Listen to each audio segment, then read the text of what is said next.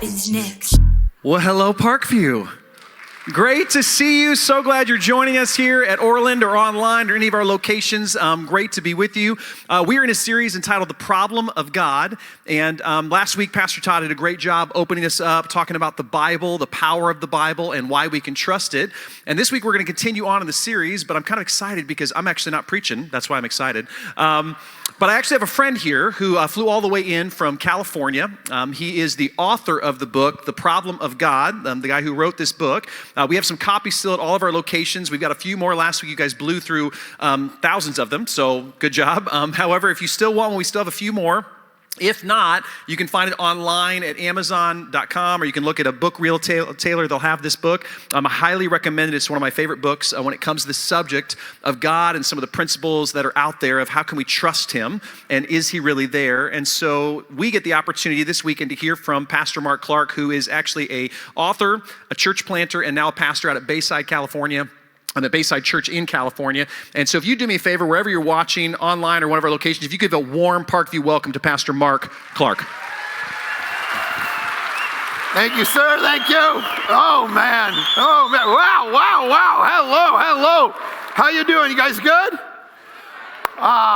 Thank you. You guys have Ted, you have Amy, you got this awesome team. You are so blessed as a church, man. Seriously, like your future is the best. To have a series based off a book you wrote, I mean, this is good stuff right here. The Problem of God, and now you're doing a series on it. Thank you. My own church won't even do that. I'm like, we should do a series called The Problem of God. I'm like, I'm not do that. What? Now, some of you are here and you are skeptics. And you're not really believers yet. You don't really believe the Bible yet. You don't believe in this God stuff yet. Awesome. I am glad that you are here because I, too, grew up as a skeptic. I didn't start coming to church until I was about 19 years old. And even then, the only reason I stayed was because there was pretty girls there. Can I get an amen in the youth section? I was always kind of uncomfortable around Christians because they kind of talk different and act just kind of say weird. Like when I finally came to the church and I was 19 or 20, they're like, well, welcome to our fellowship. I'm like, what are you, a hobbit? I don't understand. Why you talk like this? It's so bizarre that you say these weird, Christians are weird, right? And so if you're a skeptic, man, I'm glad you're here because we can kind of do this together because that was my life growing up. Just no church life or anything like that. And my father actually was so skeptical and against Christianity that, so it was my brother and myself being raised, and when they got pregnant with my brother, my mom proposed naming him Matthew, and my dad was such a hardened atheist against Christianity. Like we had no Bible, no church, nothing growing up, zero. Like my family still, they're not Christian. So my dad was so against the idea, he wouldn't allow my mom to name my brother Matthew, because it was in the Bible. And then 4 years later, they had me and named me Mark. All right? So clearly this guy had never picked up a Bible in his life. My middle name is Andrew, and my brother's middle name is James. So we got 4 disciples kicked off right off the bat. This guy didn't have a clue. So that's my upbringing. And so when I first started thinking about the concept of God, when this guy kind of brought me the concept of Jesus, I was like, man, I don't want to believe in any of this stuff. And some of you who are here, you might feel like because you're there, because you don't believe in any of this stuff yet, and because you're a skeptic and not really in yet, you might feel like, what am I doing here? I'm not really worthy of God changing my life. I'm not really worthy of anything. I would come to church, and you, Mark, you don't know the mistakes I've made. You don't know the things that I've done. You don't know the things that I looked at last week. You don't know how I fumbled my family. You don't know. And some of you are feeling that way. And right off the bat, as we begin to explore this question of whether God exists, I just want to say, I am the poster boy for God could never use me. God would never use a moron like me, all right? And that's in the Bible. That's 1 Corinthians chapter 1 in the Greek. He says, God would never use the foolish things of the world. The Greek word is moron. So for those of you who are like, I don't talk like that in church, believe me, we're just getting started. But the more, this was God's never, so when my parents got a divorce, when I was about 7 or 8 years old, the trauma of that moment gave me something called Tourette syndrome. So I don't know if you guys know what Tourette's is, but it's a way not to be cool in high school because you do a lot of random habits. And so that's why when I'm preaching up here, watch me, like I do these weird tics and I make noises and my body twitches around or whatever. And that's because when I was 7 or 8, I got Tourette's from the trauma of my parents' divorce. And so when I was growing up, like 8, 9, 10, 11, 12, I would do what people do on Tourette's. Like if you look up people with Tourette's on YouTube, like they swear randomly. And this is what I did growing up. I would like literally be sitting at a bus stop and I was like, F. I just like, not the letter, like the word, all right? So they F. I would just drop F-bombs, any random, I'd be sitting at our high school, we'd be doing an exam in the whole big room and it was dead silent. And all I wanted to do was just swear. And I had to sit there and hold it in. And so here's the one job you're never gonna get in life when you randomly throw F-bombs around. A preacher! Right? It's not gonna work. Welcome to Parkview. F, all right, join our community group. It is not going to work. God could never use somebody like that to do anything. Like literally, this is now my job, to stand on a stage every week and teach people the Bible, even though I'm imperfect.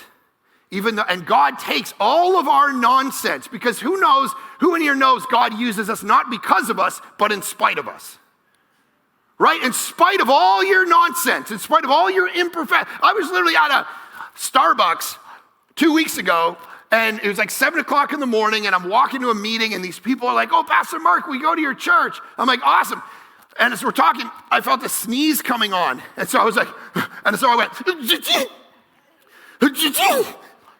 and they literally stared at me and didn't say, God bless you, because they thought it was my tics, right? That's my new Tourette's thing? No. Just a sneeze. God could never use somebody like me. And yet, this is now what I do for a living. In fact, I didn't want to do this for a living. I love the Bible. I met Jesus, full-time smoker, met Jesus and didn't want to go to church anymore, so I would just sit outside my school and tell people about Jesus. And they would go, wait, so the one thing I didn't want to do was become a pastor, because here's what I think. People are the worst.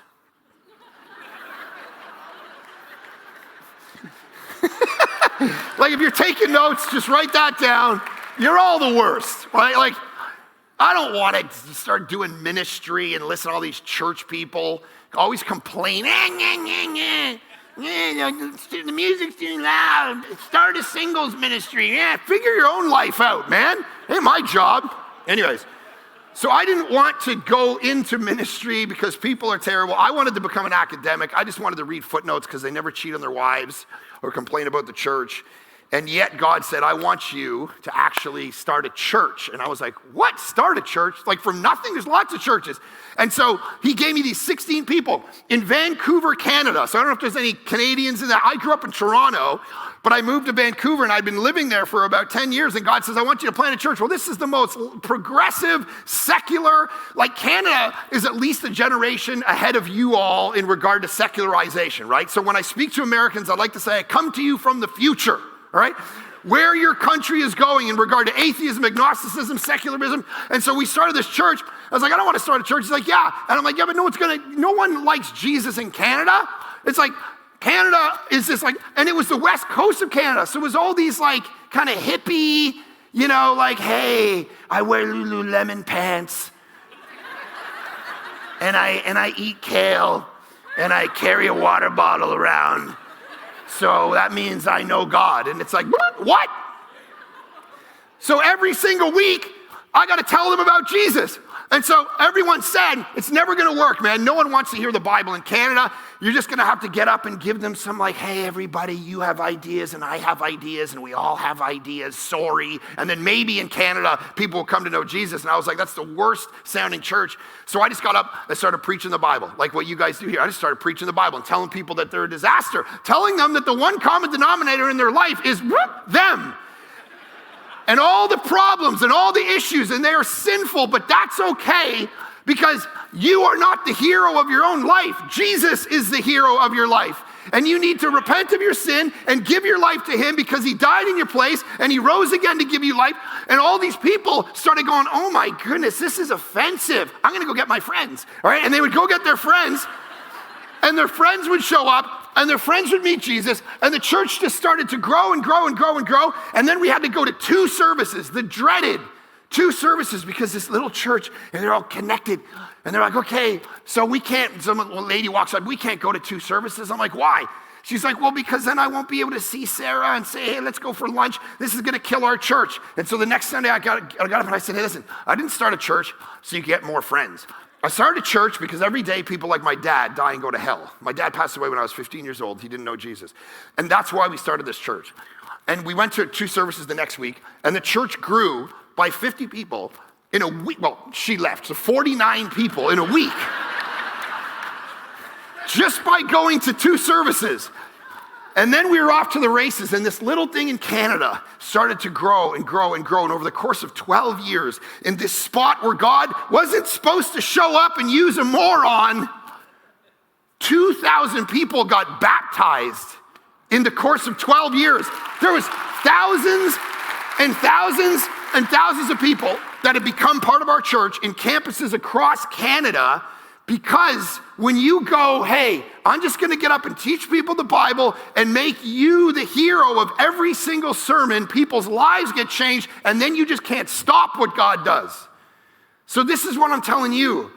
As we begin to go through some of the science and the existence of God, we're gonna turn our brains on, we're gonna try to get into some data. Just know, if you in this moment don't know him and are open in all your mistakes and all your sins and all the secret things that nobody in the room even knows about, are willing to go, no, God, I'm willing to hear from you, then maybe your life can be changed too. He will use anybody. He will use anybody in this room, no matter what you've done. So let's get into this. We're talking about science and the existence of God. You ready? Okay, so here's what I used to think. I used to think science was for smart people and God was for dumb people. Right? Generally speaking, that's the milieu of the culture. Like, I grew up watching the news, and because I didn't go to church, I never met a smart Christian. All I would do is watch the news, and I would see, hey, this is CNN, and we're talking about faith versus God, and or science versus God, and so we got Dr. Richard Dawkins on the science side, and he's, it comes out with this British accent, hello, and he's a paleontologist in Britain, and he always sounds smarter, and he's all these all this data, and he's going to be on the side of science, and on the side of faith, we got Joe. Joe lives in a swamp and thinks Oprah is the Antichrist. Welcome, Joe. Yeah, I'll stab you. And I'm like, see, faith people are dumb people, and science people follow the data. That was basically how it was in my mind. And then when someone had told me about Jesus when I was 17 or 18 years old, I actually started exploring, because I'm a very evidential person. I don't believe anything unless someone gives me evidence to believe it. I've always been this way since I was a kid. My mom would say, do not do that. And I would say, where's the evidence? Blah, blah, blah. All the time. And so I started saying, okay, what's the history? What's the philosophy? What's the science? And here's what I started to learn. That over the centuries, and certainly over the many decades, probably the last 100 years, as science has delved deeper and deeper into the natural world, it's not that less evidence has arisen in legitimacy for the concept of the existence of God, but more. And so here's what's happened. Let's do a few things. So the first is we have to confront the myth. We have to confront the myth that faith is the opposite of science. And in confronting the myth, here's the reality. It has become popular over the last couple decades on secular university campuses for the philosophy departments to be desecularized, meaning theists, or people who believe in God, run those departments. And the main reason to that is a guy named Alvin Plantinga. Alvin Plantinga is like a 95-year-old guy, and he's said to be the greatest philosopher living on the planet right now. And he's a theist. He believes in God. He's a Christian. And so what has happened is he legitimized the question of God in the philosophy departments. And so what started to happen all over the United States and all over the world was this understanding that smart people do believe in God. You have the John Polkinghorns and the Francis Collins and the John Lennoxes and Oxford professors. This isn't just a thing in some backwater thing that a bunch of people believe in God. It's actually as people delved into psychology, philosophy, and the sciences, the evidence for God actually started rising and rising and rising. So let's talk about the idea that one of the myths is that the church persecuted science back in the day, right? So Galileo does this thing, Copernicus, Newton, they all come up with these heliocentric, and then the church freaks out. Oh, the world is round, it's not square, like Isaiah says there's four corners of the earth. And so all these people in church thought, yeah, it's four corners. And then they came and they said, no, it's round. And all the Christians went, ah! And they burned these guys at the stake because I can't believe you think the sun is the center of our solar system. Don't you know the earth is, because human beings are more important? Ah! And everyone freaked out and burned these people. All of it's false. None of it happened. Everyone has known since the Greco-Roman times that the earth is round. Now, I know some of you're still working through it, all right? But that's only since the internet dawned, all right? That's since crazy people got on the internet. So the Greeks could see that the hull of a ship would disappear before the mast. They could see it in a lunar eclipse. All of this data, everybody knew it. But when Newton discovered gravity or figured it out, he didn't go, ergo, God doesn't exist. In fact, no scientific conclusion, whether you're talking about Newton or Galileo or Copernicus, none of it said, ergo, God doesn't exist. In fact, what started to happen is the more science delved into things, the more legitimate reasons for God existed. So a guy named Alistair McGrath, great Oxford scholar, says this: the idea that science and religion are in perpetual conflict is no longer taken seriously by any major historian of science. It is one of the last remaining bastions of atheism. It survives only at the popular level, namely the myth that an atheistic, fact-based science is permanently at war with a faith-based religion. It's just not true. And this is a beautiful thing because people say, well, Christians are afraid of science. It's not true. Romans chapter 1, here's the Apostle Paul says we're all supposed to do. For since the creation of the world, God's invisible qualities, his eternal power and divine nature have been clearly seen, being understood from what has been made, so that people are without excuse.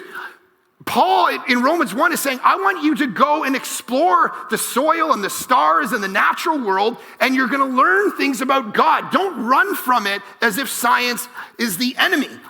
The university was a 12th century Christian invention. The motto, the founding motto of Harvard University in Boston is for Christ and the church. Christians have always been the people who've actually leaned into the evidence. And so nothing science has ever deduced has ever gone against anything Christian. So let's kind of get into a couple reasons why. The deeper science goes, the more legitimate it actually makes out of the question of God. Here's why. In the 19th century and the 18th century, the science that we think of, the old models of science, they're what are called observational science. So what is Darwin doing?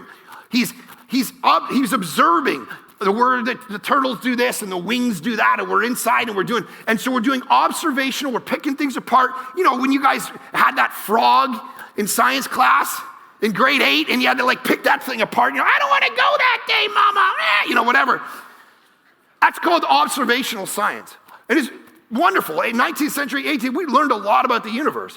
But the problem is now we know the universe is far more complex, right? Because they didn't know back. Darwin never heard of DNA before. DNA, and we're going to talk about this in a second, but the DNA strands, the information that is coded inside of you. We didn't talk about cells and quarks and quantum mechanics, string theory. Look up some of these things. Everyone's freaking out because the universe is way more complex than we thought it was. You can watch documentaries where things at one part of the universe can appear and disappear at the same time, and they're connected to some weird invisible strings. Like the stuff we know now, it's freaking people out. I remember watching a documentary, and the water, they would play music to water, and they would get into like the microscopic parts of water, like the stuff you can't see. And like the water would start to evolve around what you played it. So it'd be like, You play it like Mozart, and it would like start to flourish. You go, yes. And then they'd flip it, and they put like ska music on it, and it starts to go, it starts to turn all black, and be like, no! Like, this is what happens. At the cellular level, the universe is far more complicated than we ever knew. And complication, things like code in the universe, start to point to the evidence toward an intelligent mind behind all things. Because simplicity means you don't need, so if you're walking along the beach and you stumble upon a rock and you look at that rock, you go, okay, it's a rock, no big deal. Volcano busted up a couple thousand years ago, it rolled here, it stayed, whatever.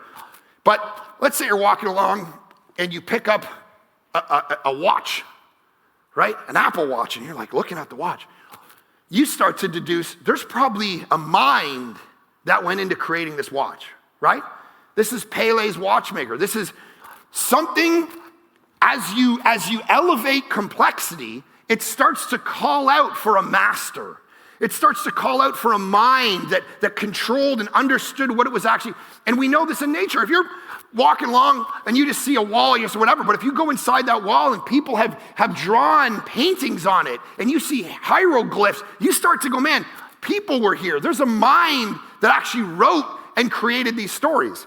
So every time you see all these documentaries, Stonehenge, all these hieroglyphs and all this stuff, the pyramids, right? The pyramids, who thinks the pyramids were just there by nature, right? Like just give it enough time and those pyramids, because they're all connected like the way the stars move and all this crazy. So we're like, okay, Egyptians knew what they were doing. They had a bunch of people in the room. They were doing math equations and they built these, and they still don't know how they built them. And of course, every documentary you watch on Discovery Channel says, well, we know how they built them. And what do they say? Aliens, right? That's the only explanation we've come up with. Somebody so smart, someone so smart had to give them all these ways to move these massive stones. So aliens, why do we do that? Because when you start to look at the data of a thing, the more complex it is, the more fine-tuned it is, the more you begin to go, I wonder whether someone actually created this. And that's exactly, so there's no scientific conclusion that could disprove God. And the reason is because God is a metaphysical creature and science is about physics. So God as a person is metaphysical. The Greek word meta means after or beyond. So we, in the science world, we do physics. So we look at soil and stars. That's the physical world. You can feel it, you can taste it, you can put it through all the scientific processes and hypothesis and verification, all the stuff. That's called physics, and that's the world of science.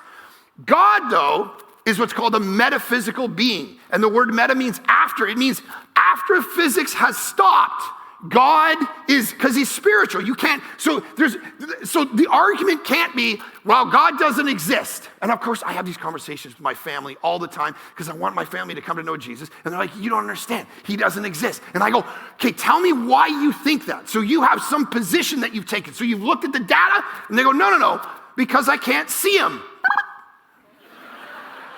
What? See, that's not an argument. You can't see him.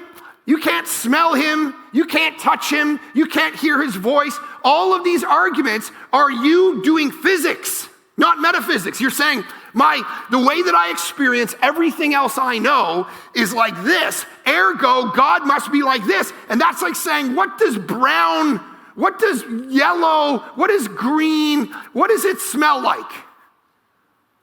It's a category mistake to ask the question. And so what we begin to realize is that physics, science, cannot actually answer by itself the question of God. And so Stephen Jay Gould, years ago, he was the historian of science, paleontologist, evolutionary thinker, Darwinian thinker of the last generation, one of the smartest scientists. He said this, nature just is, in all her complexity and diversity, in all her sublime indifference to our desires. Therefore, we cannot use nature for our moral instruction or for answering any question within the magisterium of religion. To say it for my colleagues and for the umpteenth millionth time, science simply cannot, by its legitimate methods, answer the question of God's possible superintendence of nature. We neither affirm nor deny it. We simply cannot comment on it as scientists. Non-overlapping magisterium, he said, the NOMA principle. But, okay, fine. So you can't use science to speak to God's non-existence because it's a category mistake. Could you use it to speak to his possible existence? And I think you can. I think there are evidences for the existence of God. I'm going to go through 3 with you. The first one, actually more comes from the realm of philosophy, and it's the evidence of your morality. This has always been one of the things that an atheist contends with if they really want to try to hold on to the concept that there is no God. The question of morality, the fact that you and I believe in right and wrong. You believe that there is a moral absolute in the universe. You believe that killing someone, like, raise your hand if you think killing someone isn't wrong. Usher. Right? No, we're gonna, okay, we all agree murder is wrong. Why? Listen, if we are simply the product of 100,000, 200,000 years of moral social development just through naturalistic, animalistic development as naturalistic evolution would tell us, your impulse for morality would not exist. You wouldn't know that something is right or wrong. You would just be like, but it's gotta, like when you look at your kids, how often does a natural human being go, they're just constantly, I got 3 daughters, okay, 17, 15, and 13, so I have 4 mothers at home. And what that means is they're constantly doing morality with me. Dad, you can't do this. Dad, you can't do that. I jumped on the trampoline. Now it's my turn. You had that much food. Now I get that much food. Every single one of us is a moral creature at all times. It's all we do. And there's a postmodern kind of idea that came about, 30 years ago, that there wasn't such a thing as objective moral values, that everybody's morality was just relative and subjective to themselves. So, hey, don't put your thoughts on me. You believe that, I believe this, but you have your culture, I have my culture, don't put that on me. Which is all nonsense. Because every time I want to talk to someone about morality and they say that to me, I just want to flick them in the throat. And then when they say, what did you do that for? I say, don't project your values on me, man, all right? I like flicking people in the throat. You don't like flicking people in the throat. This is my morality, man. You have nothing to argue with if you want to say all morality is subjective. There are no moral standards in the universe. But we all know there is. How many of you fly Southwest? Right? Yeah. So I fly Southwest all the time. If you ever doubt whether morality is a thing, just watch the Southwest airline line up to get on the plane. And look at all these morons looking at their tickets. And they're fighting about where they are in the line, right? Like, what are you? Are you A5? I'm A5. I'm A4. Okay, and then they go. It's like, buddy, I'm A5. You're A4. I'm sure the 200 people behind, relax. This literally happened to me the other day. People are screaming at each other. I'm A3, I'm A2. Well, get behind me. Well, I got my wife here. Well, where's she? She's back in C5. Well, you better leave her there because she can't come up here. I'm like, you people are crazy. If you ever doubt whether there's such a thing as absolute morals, cut someone off in line at the grocery store. And the minute they get mad, go, let's talk about God. Because it's true. Because why? Why are you mad? Nobody told you cutting in line was right. Maybe your parents, but you know it. And the problem is if all of our animalistic past is the only reason we believe anything that we believe, which is what pure naturalistic Darwinian would say, then there's a lot of morals that you would never have if you were just an animal. You would never deduce that something was right or wrong. It's just good for your tribe. It's I can murder you. What if you take the food of my tribe in a year? I need to protect them. The whole point of surviving your species is to pass it on to the next generation. Well, what about dying for an enemy? Are these things that we said these things are courageous or you're, no. That's all just bad utilitarian moves. You do what you can to protect your family, and anything outside of that, you would never deduce this if you're just an animal. In fact, we already create these categories. We watch Shark Week. Any Shark Week fans out there, right? Do you know how there's so many millions and millions of sharks in the ocean? It ain't because they go on dates. It's a pretty immoral process how a shark forcibly copulates with another shark. He doesn't ask. There's no dinner and a movie, all right? It's going down. When we watch like big lions stalk out a zebra and rip it down and just start eating it, and we're sitting there on television, come on kids, look at this. A lion kills a zebra, but a lion does not murder a zebra. That's the difference. Somewhere along the line, we decided this was right and this was wrong. No.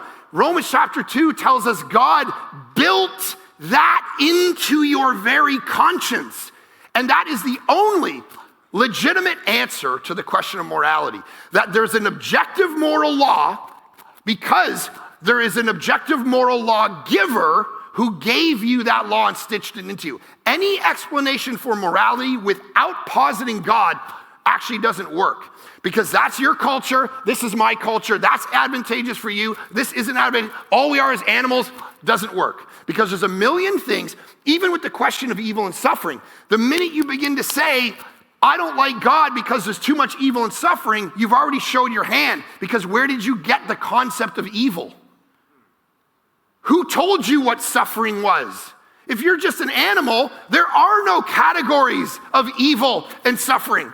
And so you're putting God on trial with categories that he gave you. Morality is the first thing. And even as I was a Christian, I was starting to explore Christianity. Guy comes up to me, he's like, you need it. And it was that point that actually got me on the road. Same with C.S. Lewis, actually. When he was in his 40s, he was an Oxford scholar. It was morality that made him begin to think, man, I don't have any good reason for this. Because if there was no God, when I say the universe is unjust, what am I comparing this universe with? If it's the only universe I know, I'm saying there's a crooked line. Crooked, I need to know what straight is. If I don't know what straight is, there's no crooked. And so that started to bug me, just as it bugged Lewis. So the second thing is biology itself. So biology, when we started looking into biology, as I talked about earlier, we began to realize that in every cell, there is as much information as 1,000 encyclopedias in one cell.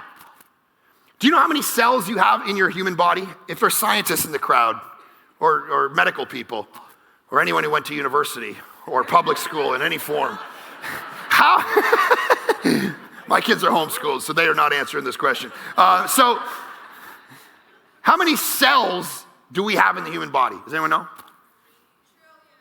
36 trillion cells in the human body. Every single cell has as much detailed information, I'm talking coded info, to fill 1,000 encyclopedias. Darwin did not know about DNA. We have mapped out the human genome in the 90s. We figured out in the 50s, Francis Crick realized what a DNA, and mapped it out as a strand. Every person in here, you have code that says you have blue eyes, you have brown eyes, you have blonde hair, you have brown hair, you're gonna have this personality. Why? Where does the code come from? Here's the one thing nature gives patterns. It does not give codes by itself. It gives patterns. It doesn't code anything. The minute you see a code, what do you think? A mind, right? Just like the pyramids. You go, look, so if you go online and you go, okay, there's all this coded DNA, and I don't want to be I don't want to be a theist. I want to be an atheist. What's a good explanation? Here's what the internet will tell you. Aliens. No. This is a legitimate theory. Well, not legitimate, but it's out there, very popular. It's called panspermia. And it means that aliens came down to Earth and put DNA into our system, and that's where all, because when you look at the info, you have to go a mind. So if you don't want to say God, you say, okay, what other mind? Aliens. Okay, so aliens created DNA, and they're all watching us and trying to figure out what we're doing. Now, here's the problem with that. Who created the aliens? It all gets so tiring. Why? But here's the beautiful thing. Can I just say this? In the midst of all this like heavy scientific philosophy talk that some of you are like, okay, why'd I come to church today? Listen. So here's what's so beautiful. That means that God, when the Psalms say he stitched you together in your mother's womb, stitched you with all your DNA. Anyway, you're gonna have brown hair, whatever's under your hat there. And you're gonna run out of hair pretty early. Right? You're gonna have blonde hair, and this is gonna be your personality, and this is how you're gonna. And you're so wonderful, Tom and Katie, and just by name, and just I love you. DNA, 36 trillion cells of information in every single one of you. I'm gonna write them all. I'm gonna code them. The great coder. It's fascinating. And you know what that means? It means you're you. And never try to be the person beside you, ever. Or never try to be somebody else that you look at and go, I can't believe them. You know the number one thing that destroys your contentment in life is comparison.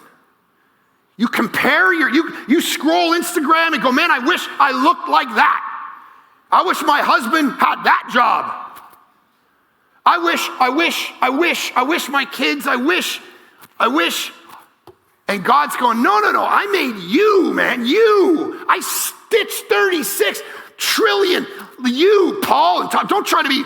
So I remember my first preaching gig. I was, 22-year-old kid, and the church said, okay, it's this Baptist church, like, we're gonna get you to preach Youth Day. Okay, Youth Day was when all the youth would take over the instruments, and then the youth pastor would preach. One of the worst days of the calendar year.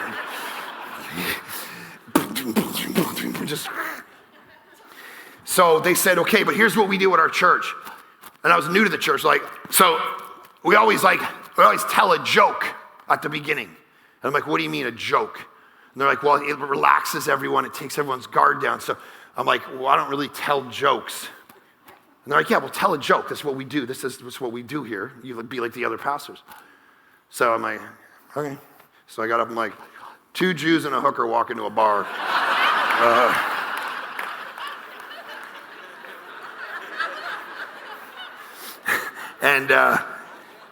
So we had like our administrative meeting after the service. And they're like, yeah, you know what? Don't worry about the joke. You're fine. You do you. Man, you do you. I can't try to be like Ted. He's too smart. I can't try to be anybody but me. And you can't be anybody. This is where God stitched you together. Okay, last. I started preaching there. I didn't mean to do that. Okay, the last point is cosmology, and we got to hit this really quick. Cosmology is one of the reasons why anybody believes in God when they're not an English professor but a scientist.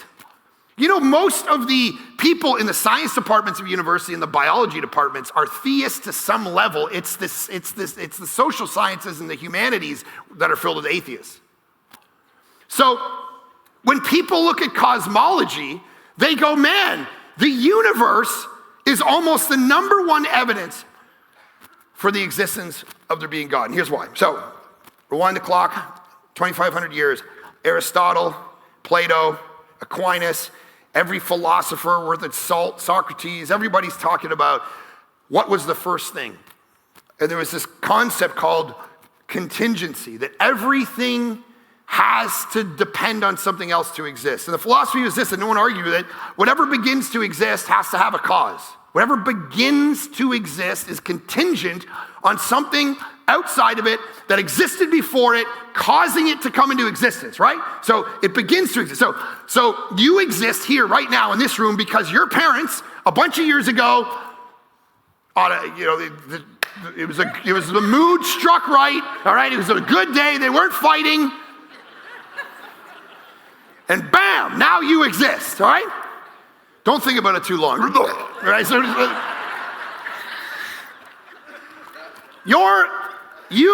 you began to exist. You began to exist. I was born in August, so that means sometime in November, my parents liked each other, and now I exist.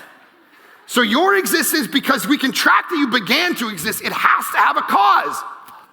Well, the philosophical and scientific discussion was, well, the universe is the uncaused, infinite, non-contingent entity. It has always existed. So you don't need God. And that was a good argument until 1929, when Edwin Hubble looked through his telescope and realized that all the galaxies were moving apart at a very fast pace. And they're all going further and further and further away. And all the stars, and everything's moving. Even, here's the thing, if you want to wake up in the middle of the night scared, you know, the galaxies aren't moving back into space. Space is moving. Into what? What? That's crazy. So everything was expanding. So what happened? He started to extract it backwards and began to realize, here's what Francis Collins sums it up, that some galaxies were millions of light years away. Hubble noticed that planets and entire galaxies were hurtling away from one another at fantastic speeds. Moreover, space itself seemed to be getting bigger. The universe was not expanding in the background. Space, incredibly, space itself was expanding along with the universe. Scientists realized right away that the galaxies were not flung apart because of some mysterious force thrusting them away from each other. Rather, they were moving apart because they were flung apart by a primeval explosion. That 15 billion years ago, or whatever Hubble tracked it at, if you rewound the clock, you put everything back. All space, time, matter, energy came into existence in a single moment, an explosion that Genesis 1 says, in the beginning, God created the heavens and the earth. And the main people that rejected that construct were atheists, because they said it reeked of God. Because everything about it said, remember, if something begins to exist, it has to have a cause. Well, now we realize the universe began to exist. It has a birthday. It's not infinite. It's not forever. In fact, energy is going down. It's called entropy. If the universe was eternal, it would already be off. It's like a flashlight. It has a certain amount of energy, and it's slowly running down. If it was infinite and eternal, it'd already be gone. But the universe expanded out and continues to expand. And so Robert Jastrow, who's an agnostic, said this: now we see how the astronomical evidence leads to a biblical view of the origin of the world. That the chain of events leading to humankind commenced suddenly and sharply at a definitive moment in time in a flash of light and energy. The scientist's pursuit of the past ends in an exceedingly strange development, unexpected by all except theologians. That there are what I or anyone would call supernatural forces at work is now, I think, a scientifically proven fact. Bang! I was sleeping one night, 2 o'clock in the morning. I hear a bang, and then my alarm that I set in my house, if any of you are wondering, protect my kids, goes off. And I looked at my wife, I said, what was that? And she said, nothing.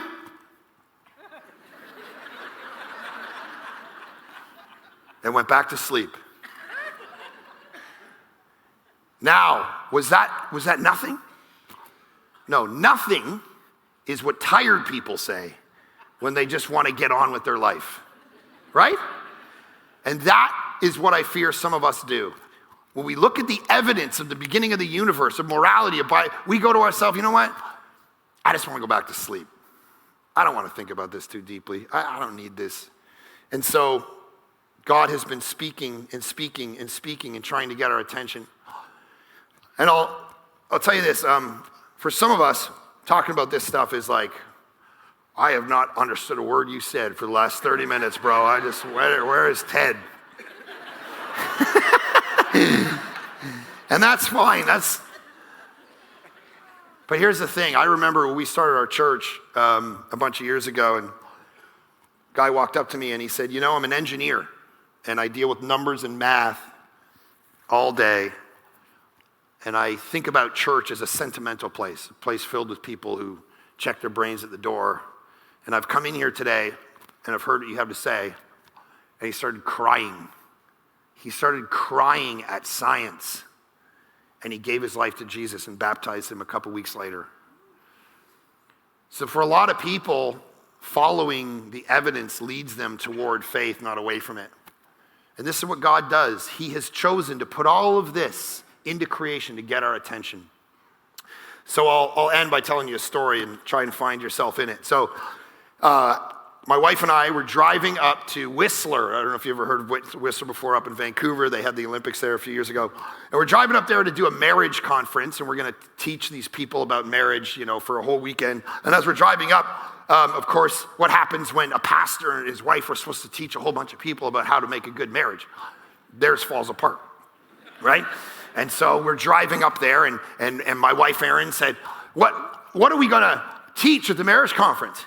And I said, which sounded in my head like a good answer, I said, I'll do the teaching, you just chime in.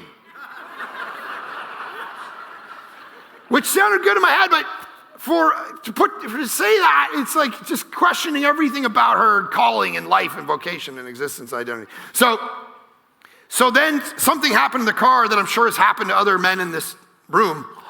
She went dead silent and just stared out the window. And I got a 2-hour drive ahead of me. And I'm like driving up and she's just like, and I'm like, hey, and I'm asking her, hey, so how'd it go the other day with Margaret or whatever? Nothing. I'm like, this is trouble, man. We got to be teaching tonight. 2 hours of dead silence. And so in that moment, it's a totally true story, I did something that I haven't done in 2 decades, okay?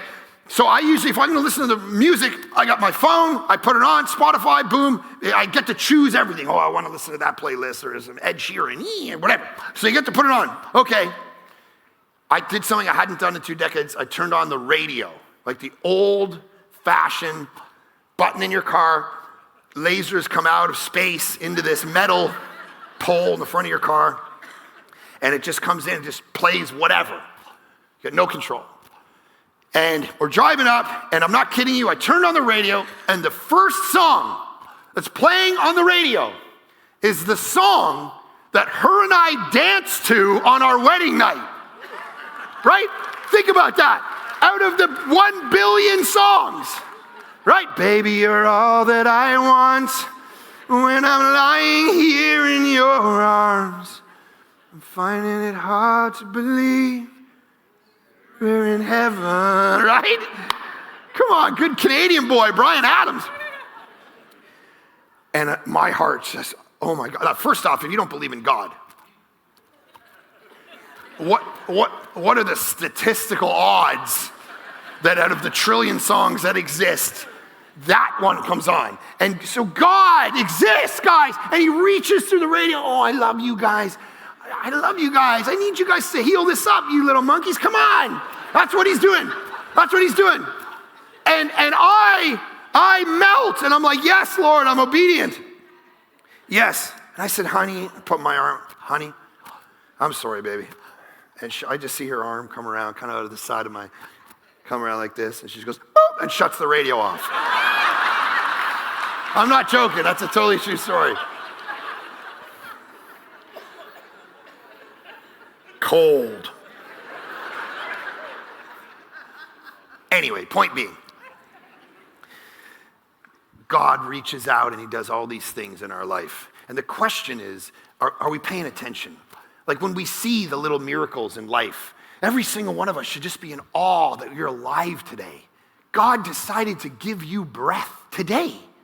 Tomorrow's not for sure. Today, though, he did. He said, yeah, I'm going to let you not die last night. And we should all just be like, life. We have life. He made you and crafted you, and he knew your name and all your cells and everything you were going to do in your life. And he loves you, and he pursues you. He doesn't just stay in heaven and say, I hope you're going to find me. He builds himself into creation to give us all hints to follow it there. And the question is, do we block it out, or do we follow it? So, Father in heaven, I pray that we would be in awe of the fact that you didn't just stay hidden, but you decided to show yourself in stuff. Whether it's in our morality, in our biology, or the stars itself, that you decided to reveal yourself. And then, of course, most beautifully and most clearly in the person and the work of Jesus, who came down and lived a perfect life in our place because we could never live it, who died on a cross for our sin to forgive us and rose again from death to give us life. No matter who we are, no matter the mistakes we've made, no matter how bad we fumbled it, no matter how skeptical we walked in here being, that you would speak and save us if we are humble enough to give ourselves to you. And I would pray that in this moment right now, there would be hearts and minds doing exactly that. And now as we worship and respond, change us, awe us. In Jesus' great name we pray, amen.